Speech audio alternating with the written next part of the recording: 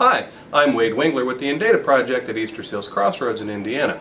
This is part 2 of a section of a series of videos we're talking about accessible e-books, digital text, and specifically the Amazon Kindle series of devices. Today we're going to talk about accessibility for folks who have vision impairment. And there's kind of two categories we want to talk about. Folks who rely on large print to access a book, and folks who rely on text-to-speech or Braille output for books. So, a quick point of reference. In the past, if you had low vision and you wanted to read a book like this, you either had to find a large print version of it, use a series of glasses and magnifiers, or rely on a device like this video magnifier or CCTV here. And you would take your book, put it under the magnifier, and you could get adjustable levels of magnification. You can change color, contrast settings, and all kinds of things like that. One of the problems is these devices, although there are some portable versions, are a little bit pricey and a little bit unwieldy. So we're going to go and take a look at how the Kindle is increasing in some cases accessibility, and in some cases creating some problems.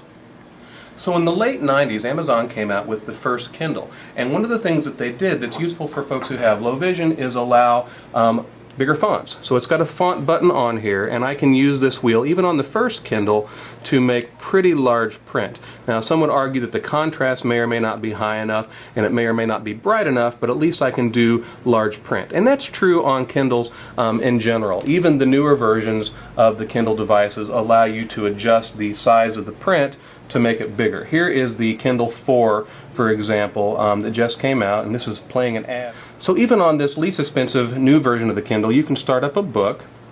In this case, we've got Little Women. You can go into the menu and you can change the font size to something larger and easier to see. You also have the ability to adjust the typeface, line spacing, and things like that. So it's pretty easy to get large print.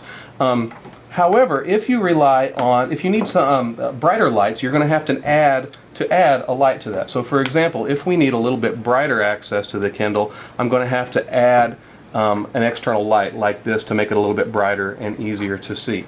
In terms of low vision, the newest version of the Kindle that just came out is the Kindle Fire, and it's actually an Android tablet PC, and it has a backlit screen, and it's very bright and colorful, and also has the ability to adjust fonts. So it's easy to make large print on these devices. On the Kindle Fire, this one, you can also invert your screen and get a couple of different backgrounds to make that more accessible. So it's pretty easy on the Kindle Fire to get large print access. And this is a sample of the book, obviously.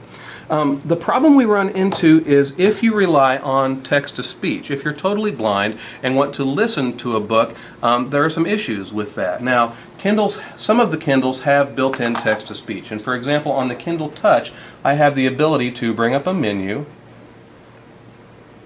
go into Turn on Text-to-Speech, and it will read, and I can play and pause. I can adjust the volume. I can change from a female to a male voice, but what it doesn't let me do is have good control over the device. It's kind of difficult to start and stop the speech in a place where you want, and the other major problem with this is that you can't use the menus with speech access. So if I rely on text-to-speech and I'm blind, I may be able to have some of the book read to me or have the entire book read to me, but I can't get to it using voice navigation. There's a lot of mixed emotions and a lot of drama in the world of accessible ebook readers right now, because the previous version of the Kindle 3, had pretty good access, and it was an improvement. The most recent versions of the Kindle devices, however, have either less accessibility or in some cases no accessibility. For example, the new Kindle 4, the least expensive model, doesn't have the ability to produce any sound, and the Kindle Fire also doesn't have text-to-speech. So although the new Kindle Fire is good for magnification and brightness and those kind of things, there's no speech involved.